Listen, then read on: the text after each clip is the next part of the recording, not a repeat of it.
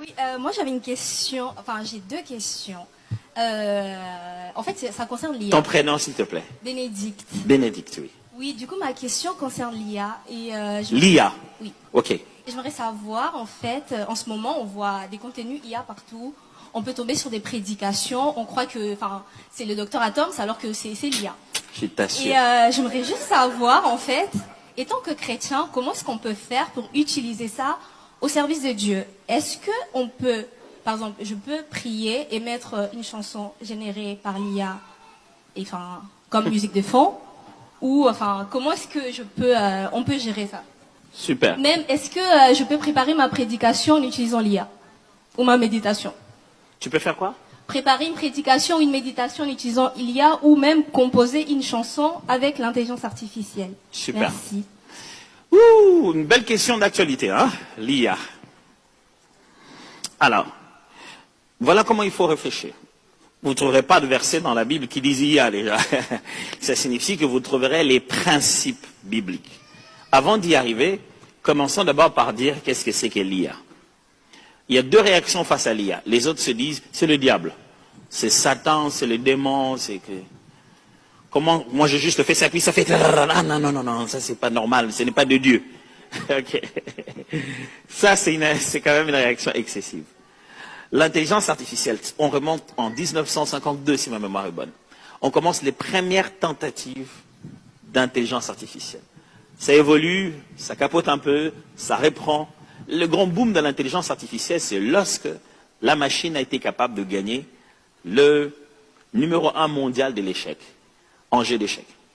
Là, on a commencé à se rendre compte que la façon de placer des algorithmes de réflexion à la machine, elle peut commencer à tourner cette réflexion-là à une grande vitesse.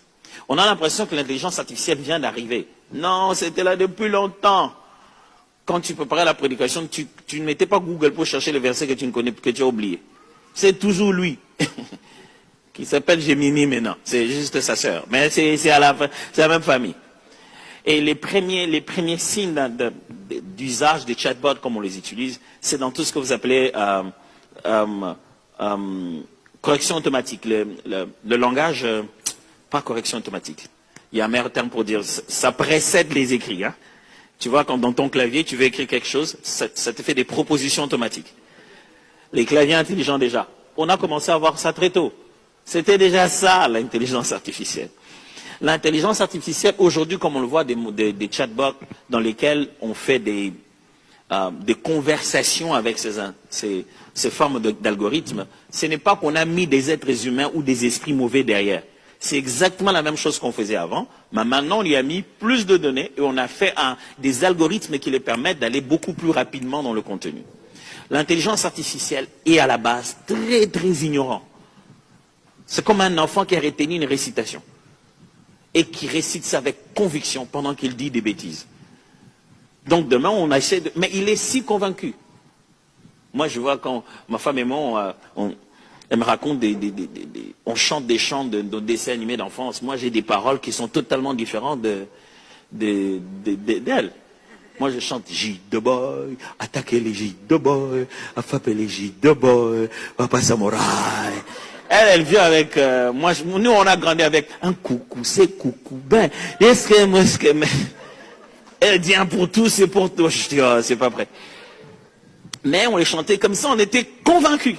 Et l'intelligence artificielle, c'est juste une façon de faire fonctionner le raisonnement informatique avec un algorithme qui lui permet de collecter rapidement les informations, les aligner d'une manière que vous avez demandé. Les informations qu'il a collectées peuvent être fausses. On a commencé de plus en plus maintenant à corriger ces niveaux-là pour qu'il aille dans des sources différentes. C'est pourquoi ils sont en train de faire des mises à jour. C'est juste une façon de consulter rapidement les informations et d'être capable de vous le rendre à la manière de votre demande. Avant, tu allais sur Google, tu mettais Atom Sumuma, ça te mettait toutes sortes de sites internet qui avaient référence avec Atom Sumuma.